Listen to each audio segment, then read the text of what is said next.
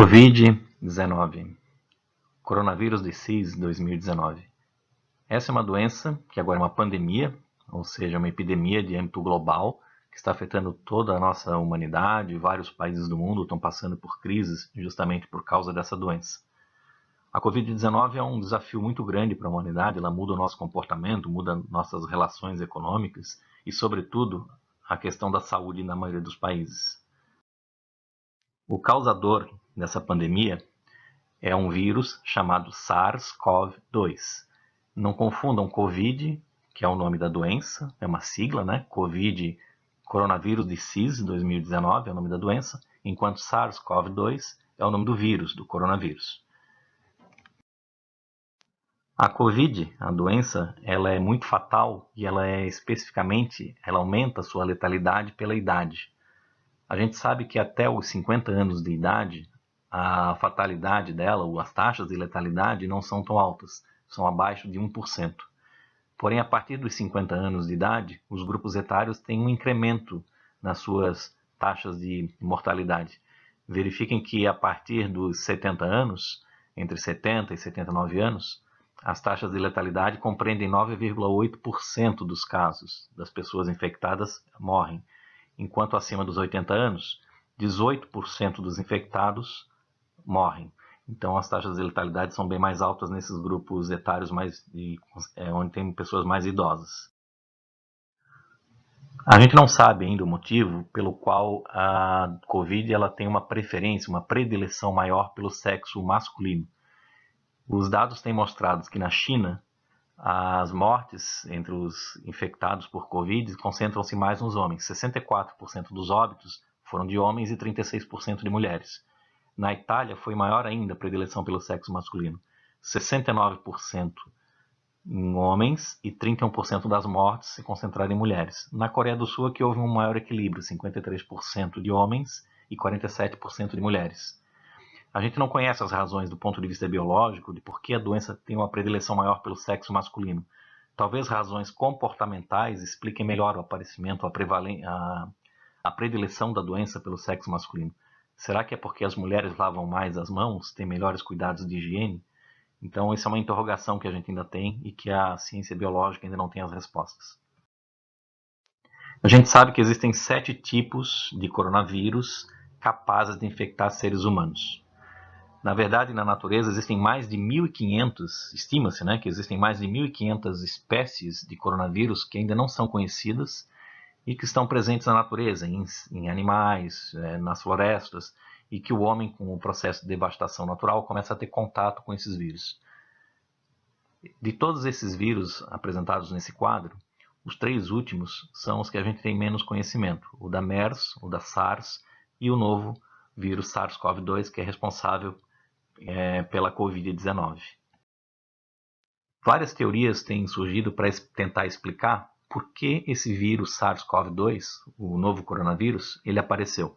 Algumas delas bastante fantasiosas, falam sempre em teorias conspiratórias. Então surgem questões do tipo, será que o vírus da Covid foi desenvolvido em laboratório? Será que ele é uma arma biológica? Ele foi feito propositalmente pelo homem? Será que ele foi lançado por alienígenas? Será que ele é fruto da tecnologia 5G?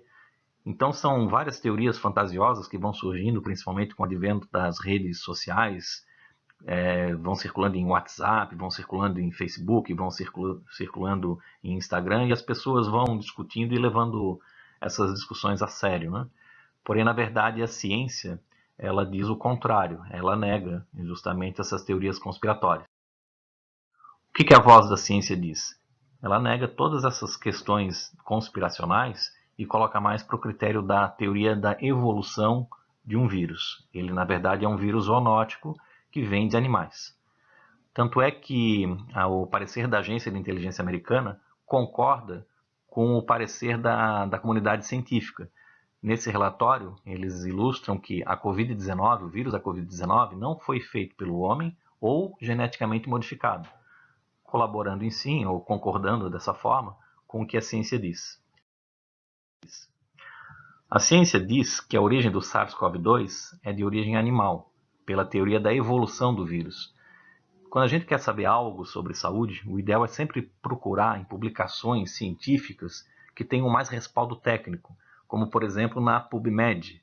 Então, se você vai no PubMed Medline, que é a US National Library of Medicine, lá você encontra publicações científicas em revistas indexadas de alta qualidade e passada por grupos revisores.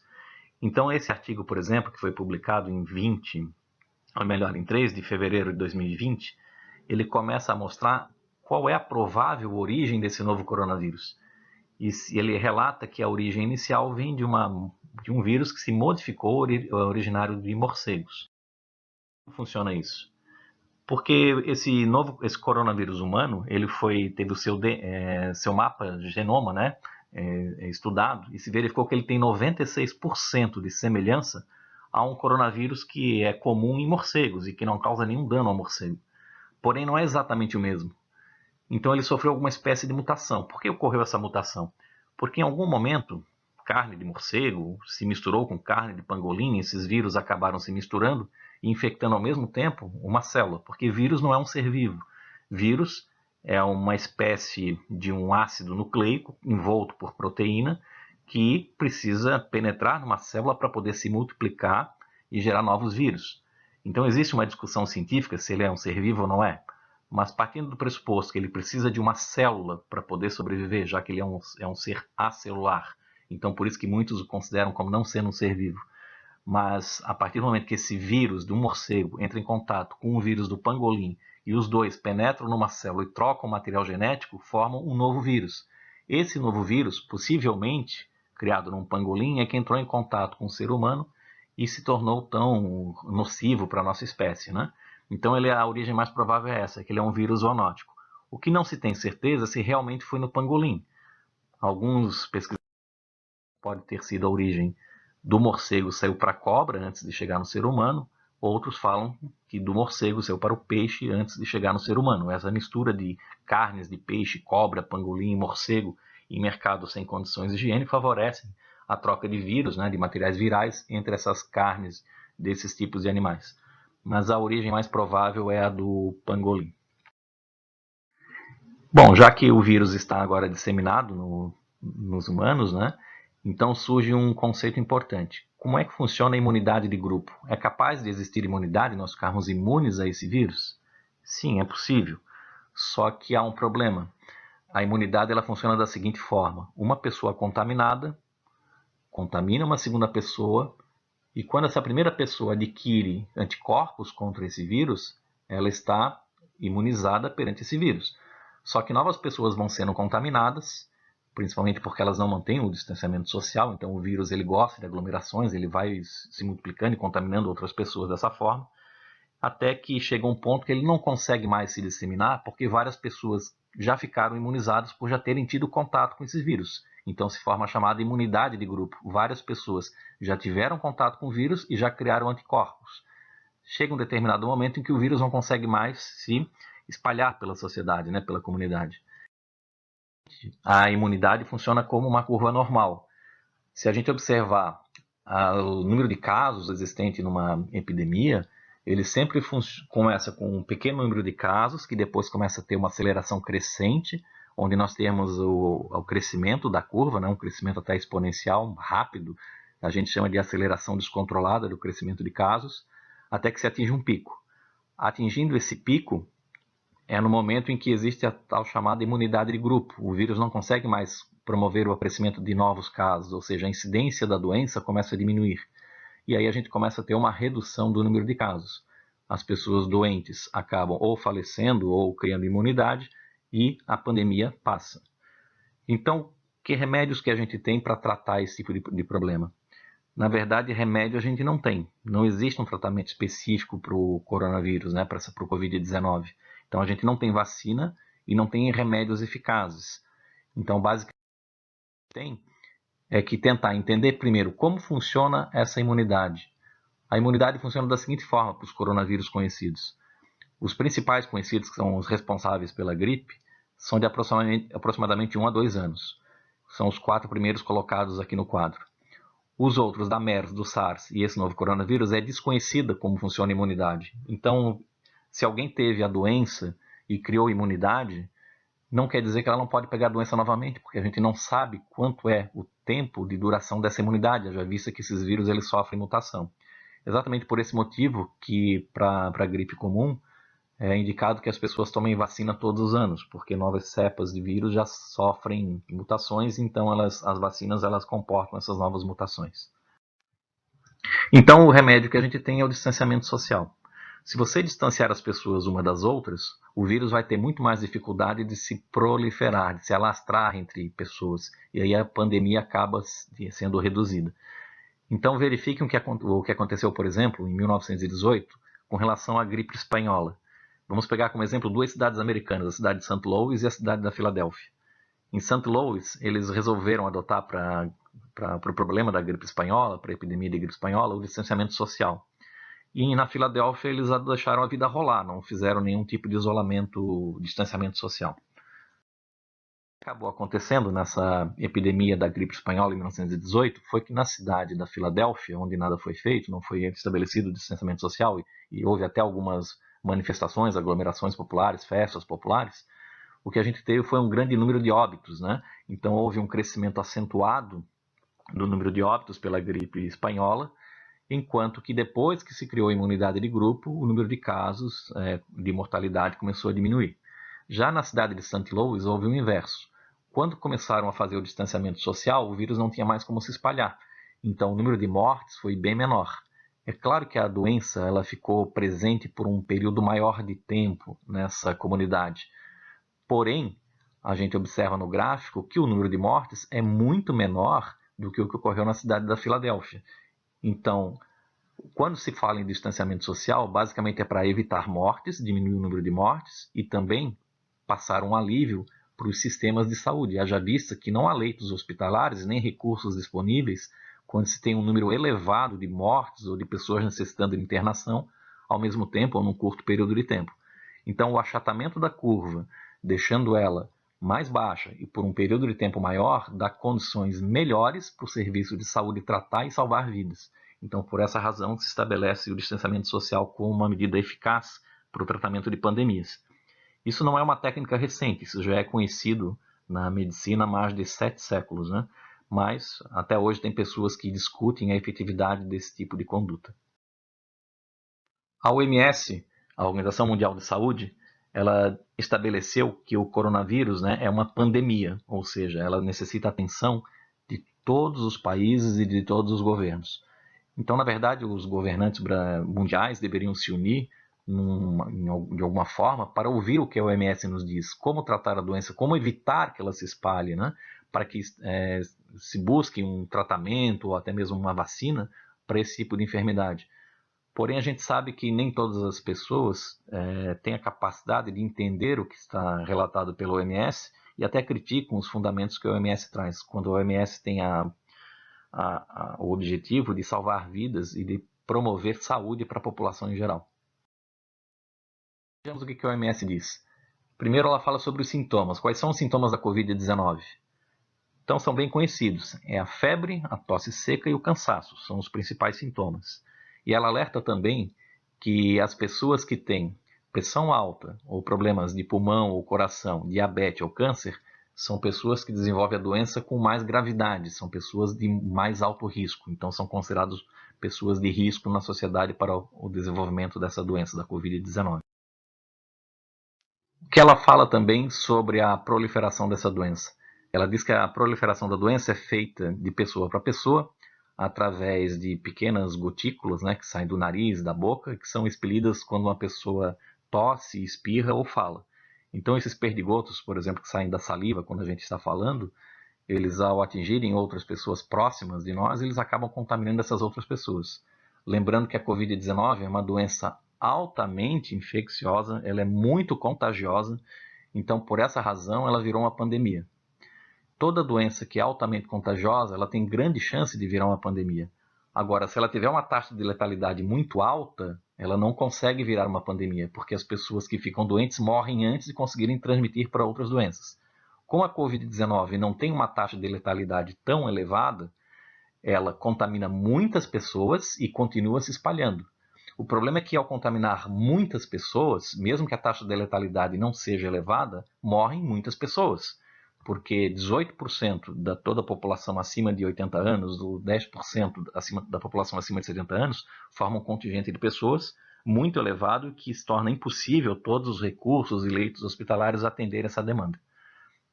Então, a recomendação da OMS é que é muito importante sempre lavar as mãos regularmente com água e sabão, ou na impossibilidade de ter água e sabão próximo, né, pelo menos utilize o álcool gel para higienizar as mãos. Quais são as diferenças que a OMS diz para quarentena, isolamento e distanciamento físico, que são constantes confusões que as pessoas fazem, né? Quarentena, então, significa restringir as atividades e separar as pessoas que não estão doentes, justamente para evitar que elas se tornem doentes ou expostas ao Covid-19. O isolamento significa separar as pessoas que estão com sintomas, porque exatamente essas pessoas podem espalhar as doenças, né? Lembrando que a Covid-19 ela não é transmissível apenas pelas pessoas que têm sintomas. Os principais transmissores da Covid-19 são os portadores assintomáticos, porque essa é uma doença muito contagiosa. Então, justamente por isso que se preconiza não só o isolamento, mas também a quarentena em alguns casos. Quando o serviço de saúde começa a ficar sobrecarregado, não existe outra saída, outra alternativa, do ponto de vista médico, do ponto de vista epidemiológico, que não seja a quarentena. Porque senão nós teremos um caos no serviço de saúde e a gente sabe que a economia não sobrevive com toda a população doente. Então, economia e saúde, elas não são inimigas, elas andam juntas. Mas um pressuposto básico para que a economia funcione é que as pessoas estejam saudáveis. Nenhuma economia funciona com as pessoas doentes. Então, muitas pessoas criticam o isolamento como um fator que pode afetar as relações econômicas dos países, quando isso não é verdadeiramente correto de ser afirmado. Na verdade, quem prejudica a economia dos países é a doença, é a Covid-19, não o isolamento. Outra característica que a OMS relata é o distanciamento físico. A OMS sempre recomenda que as pessoas devem manter um certo afastamento de pelo menos 1 metro de distância uma das outras para evitar o contágio da doença, da Covid-19. Então, os profissionais de saúde, eles estão no corpo de frente para tentar tratar na medida do possível as pessoas e dar atenção a essas pessoas, né, que necessitam de cuidados médicos. A gente ainda não tem um número preciso de qual percentual de pessoas infectadas necessitam de tratamento ou de internação hospitalar, mas estima-se que em torno de 10% dos infectados tenham necessidade de internação hospitalar. E uma internação hospitalar bastante custosa, pois necessitam de atendimento em UTIs, precisam de respiradores e que nem sempre estão disponíveis a todas as pessoas, né? Então, o nosso papel é sempre fazer a prevenção, para evitar que o máximo de pessoas estejam doentes. Então, a prevenção está em nossas mãos. Lavar as mãos frequentemente com água e sabão. Não havendo água e sabão, você pode substituir pelo álcool gel. Lavar com água e sabão é fundamental. Então, basicamente, nós não devemos ter pânico, não espalhar fake news. Hoje, em virtude das redes sociais terem acesso a todas as pessoas, todo mundo pode escrever o que quiser em redes sociais. Então, antes de divulgar qualquer informação, é sempre importante verificar a fonte. Se a fonte não é uma fonte confiável, não passe adiante. Só passe informações orientadas por institutos de saúde. A gente está trabalhando com questões de saúde, então ouça corretamente quem diz e veja se aquela fonte é confiável ou não. Se não for confiável, não passe adiante. Você não está fazendo um favor, está apenas dando visibilidade a fake news. Evite beijos, abraços e apertos de mão. E, sobretudo, evite aglomerações, haja vista que o vírus ele só pode ser transmitido por proximidade das pessoas. Qual é a saída que nós temos, então, para sair da quarentena futuramente, né? Para eliminar esse problema da quarentena, o ideal é que seja feito testes em massa. Infelizmente, não existem recursos para testar toda a população a todo momento, a todo tempo. A identificação do coronavírus é feita por teste, e esse teste ele vai indicar se os indivíduos eles têm o vírus presente ou se tem, por exemplo, antígenos, né, que foram produzidos como resposta à infecção prévia desse vírus. Então, por que é importante testar as pessoas, né? Porque ele ajuda a identificar rapidamente os casos, rapidamente se pode tratar essas pessoas que foram identificadas, elas podem ser isoladas, né, para prevenir o espalhamento da doença, e também ajuda a identificar com quem essas pessoas se relacionaram antes e também entrar em contato com essas pessoas para que elas possam ser também tratadas. Então é muito importante testar em massa a população. Essa é uma das recomendações da OMS. Em massa para toda a população, nós temos um pequeno número de casos registrados, que é a parte visível do iceberg, é o que a gente consegue observar da pandemia, e temos um imenso número de casos não registrados, desconhecidos, portadores assintomáticos, pessoas que estão doentes e não procuram o serviço de saúde e que continuam transmitindo a doença. Haja vista que a Covid-19 é uma doença que ela é altamente contagiosa e transmissível principalmente pelos portadores assintomáticos, por pessoas que não apresentam qualquer sintoma da doença. Então, enquanto não houver a testagem em massa, qualquer modelo matemático que tente explicar o achatamento da curva ou o andamento da doença se torna comprometido porque eles são baseados em casos registrados, que é apenas uma pequena parcela do conhecimento que a gente tem sobre a doença. Então, o efeito da subnotificação ele é extremamente ruim para qualquer planejamento de ações em saúde a longo prazo e até mesmo a curto prazo do ponto de vista da gestão pública da saúde. Como sugestão final, eu deixo aqui uma sugestão de vídeo chamado Explicando o Coronavírus, está disponível na Netflix. Ele traz informações bastante ricas, ele é muito ilustrado, ele é um documentário, do meu ponto de vista, muito bem elaborado. Ele não tem nenhuma influência política, partidária, ideológica, que a gente identifica hoje nos grupos de WhatsApp, redes sociais. Então, ele ajuda muito a entender melhor a doença sem essa visão política que, infelizmente, é dada, uma questão tão relevante, tão importante dentro das pandemias e que, na verdade, deveria ser afastado, né, quando a gente trata das questões de saúde. Então, deixo aqui como uma dica final, Explicando o Coronavírus, um documentário disponível, então, aos assinantes da Netflix. Bom, espero que o vídeo tenha sido útil a vocês. Se possível, divulguem perante seus amigos e suas redes sociais. Um abraço a todos e até mais.